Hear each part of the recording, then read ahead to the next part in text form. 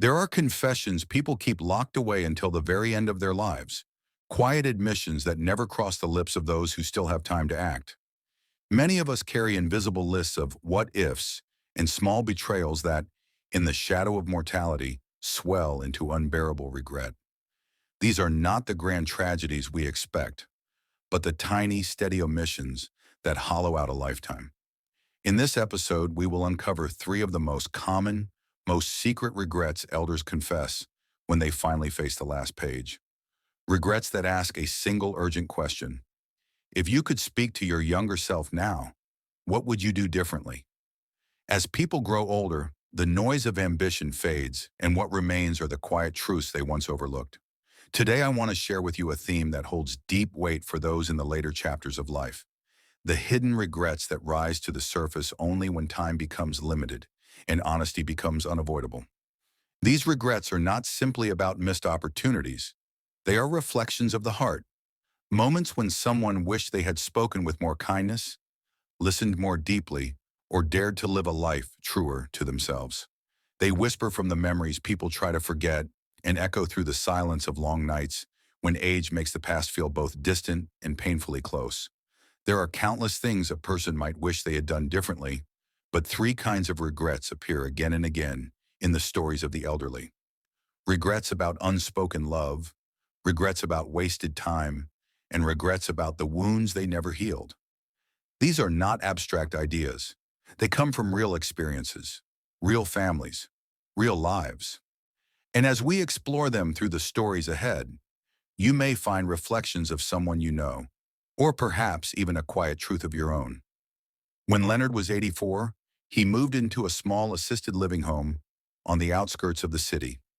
His children chose the place for its calm courtyard and warm staff, but what struck visitors most was Leonard's habit of sitting by the window every afternoon, staring at the garden with a distant, almost restless tenderness.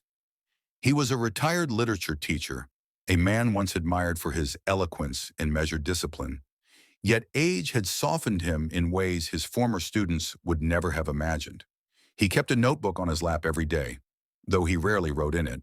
Instead, he traced the same blank line with his finger, as if rehearsing a sentence he could not bring himself to say aloud. The caregivers described him as gentle but haunted. He was polite, articulate, grateful for every small gesture. Yet something inside him never seemed at peace. One evening, after a mild fever, Leonard asked a nurse if she would sit with him for a moment.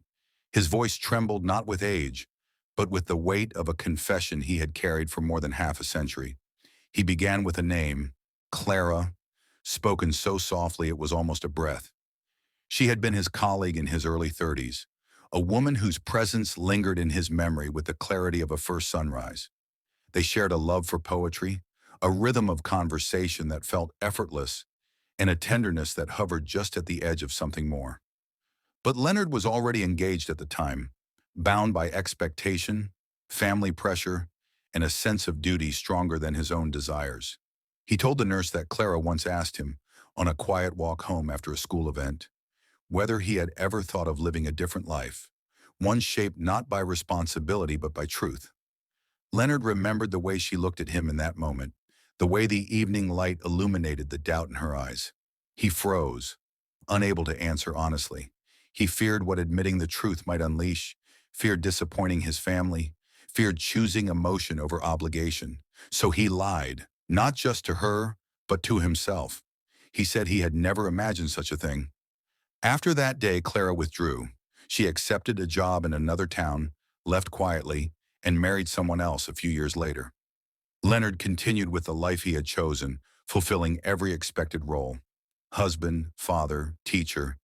Yet whenever he read a poem or walked past a blooming tree, he felt a pang that reminded him of the life he had never explored. As years turned into decades, Leonard kept this regret buried. His marriage was respectable but never truly intimate. And though he loved his children, a part of him always felt slightly misaligned, like a melody that missed its proper key. When his wife passed away and his own health declined, the regret grew louder. It visited him in dreams, in the pages of old books, in the silence of early mornings. He began to realize that the weight he carried was not about Clara alone. It was about the version of himself he never allowed to exist.